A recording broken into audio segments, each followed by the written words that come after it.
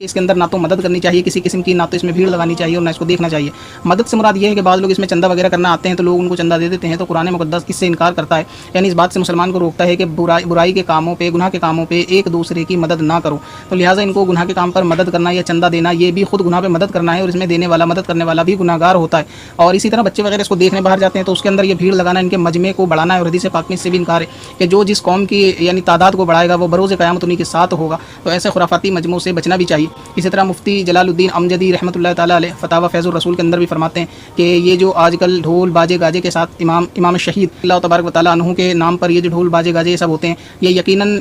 امام حسین کے ماننے والے نہیں ہو سکتے۔ یہ سارے معاملات یزیدیوں کے لشکر نے کیے تھے، تو ان کو یزیدیوں کے لشکر کے ساتھ تعبیر دینا یہ بالکل بھی غلط نہیں ہے۔ لہٰذا معلوم یہ چلا کہ مسلمان کو چاہیے کہ جو علماء معتبر سے آپ تک روایت پہنچے یا بات پہنچے اس پہ عمل کرنا چاہیے، اور اس میں امداد کرنے سے، چندہ دینے سے، ان کی کسی بھی قسم کی مدد کرنے سے بھی پرہیز کرنا چاہیے۔